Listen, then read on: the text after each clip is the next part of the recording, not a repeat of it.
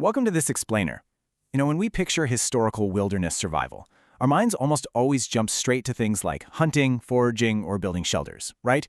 But for half the population, there was this entirely different, incredibly complex logistical layer to surviving the wild that, well, it rarely makes it into the history books.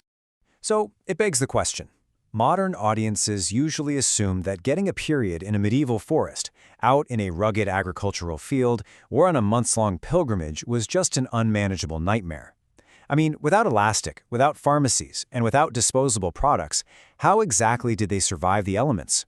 The reality is absolutely fascinating, and it reveals a level of biological adaptation and sheer ingenuity that we've kind of largely forgotten today. Okay, first things first, we actually need to completely reframe our baseline understanding here, because when we talk about medieval period management, we are looking at an event that happened way less frequently than you'd probably expect. Historical women experienced roughly 100 periods in their entire lifetime. Now compare that to a modern average of about 450. That is a massive difference that completely changes the logistical scale of the entire issue. Let's move to Section 1, Fewer Periods, Harder Lives, the biological reality of historical survival. To understand that staggering difference in numbers, we really have to look at their grueling daily lives. Their bodies were basically locked in perpetual survival mode. These women spent an average of 15 years of their lives either pregnant or nursing.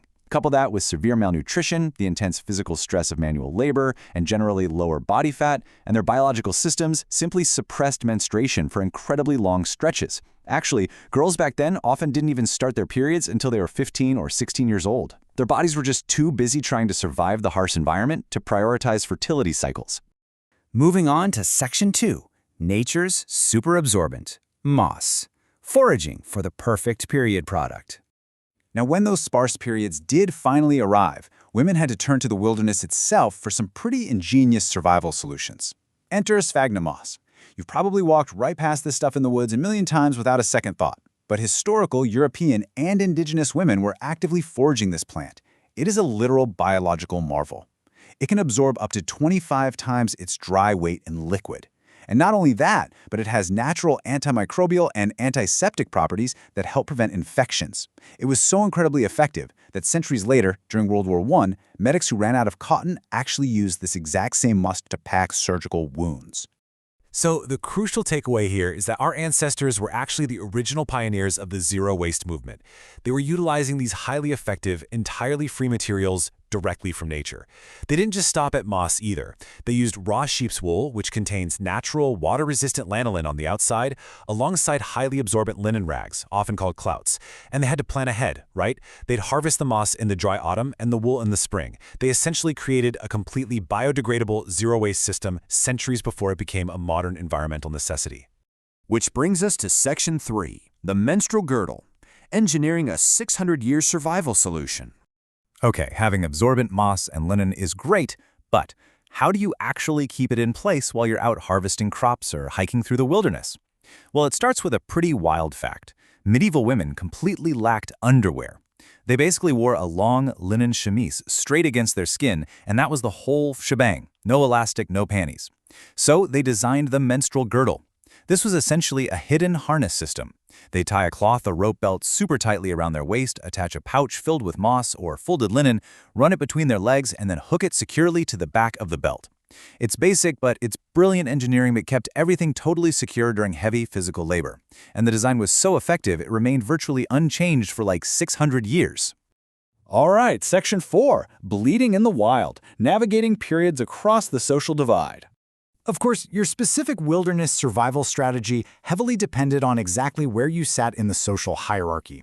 For an aristocratic woman, this was a very private affair managed with soft, fine linens that were washed by dedicated servants. But for peasant women and camp followers, that is where true wilderness grit comes in. A peasant woman couldn't just stop harvesting crops because her period started. She'd often free bleed into thick, dark wool skirts that naturally hid the stands.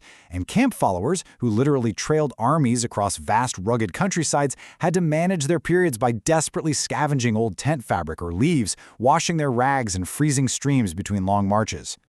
But what about the pain, right? Without modern pharmacies out in the wild, these women became incredibly skilled herbalists. To self-medicate, they'd brew willow bark tea. And get this, willow bark actually contains salicin, which is the exact natural compound scientists later used to create modern aspirin. They also use strong yarrow tea, which modern science confirms contains compounds that promote blood clotting to help slow down a really heavy flow. Or they'd forage nettle tea to reduce overall bleeding. And for those severe cramps, they'd literally heat river stones by the fire, wrap them up in cloth, and press them against their bellies like a medieval heating pad. Now for Section 5, Secrecy, Stains, and Streams, the harsh reality of medieval outdoor laundry. Because managing the physical discomfort was really only half the battle. Maintaining hygiene out in the elements while also navigating a society that viewed menstruation with intense superstition and shame was its own grueling ordeal. Women actually possessed the incredible scientific foresight to know that hot water sets blood stains permanently. So out in the elements, they'd plunge their precious linen rags into freezing cold stream water just to prevent the proteins from coagulating. Then they'd scrub them with this incredibly harsh, homemade lye soap made of wood ash, literally beating them violently against river rocks to get them clean. But because of the intense societal shame surrounding it all, they couldn't just hang them on a clothesline. They had to sneak around, hiding them in secret corners of the woods or gardens to dry, completely away from male eyes. Finally, Section 6, Ancient Ingenuity, Modern Lessons, Connecting the Past to Our Present. As we bring this explainer to a close, I think it's so clear how these historical survival tactics apply directly to our modern wilderness adventures. I mean, today we still battle ridiculous modern myths, like that crazy rumor started back in 1967 that bears will actively hunt you in the woods if you have your period. That has been completely 100% debunked by wildlife experts. Bears do not care, but compare that modern fear to the historical reality. Indigenous and medieval women were absolute masters of the wilderness. They didn't fear the woods while menstruating. They utilized it, harvesting antimicrobial moss and plant medicine to their absolute advantage. When you look at their absolute mastery of highly absorbent moss, or their brilliant use of pain-relieving willow bark, or even the cold water protein coagulation for their laundry, it really brings this quote to life. It proves they were practicing a deeply practical, nature-based science centuries before modern medicine or the pharmaceutical industry ever caught up. They were basically scientists running generational experiments on their own bodies, right out there in the wild. So, it leaves us with this pretty provocative thought to take away. Today, a single menstruator uses up to 15,000 disposable, plastic-heavy products in their lifetime. That creates an immense amount of landfill waste. As we look desperately for a more sustainable future, are the ingenious zero-waste, nature-integrated wilderness tactics of our ancestors actually the exact blueprint we need to be looking at? It turns out, looking backward might just be the absolute best way to move forward. Thank you so much for joining me on this explainer, and keep questioning the history we think we know.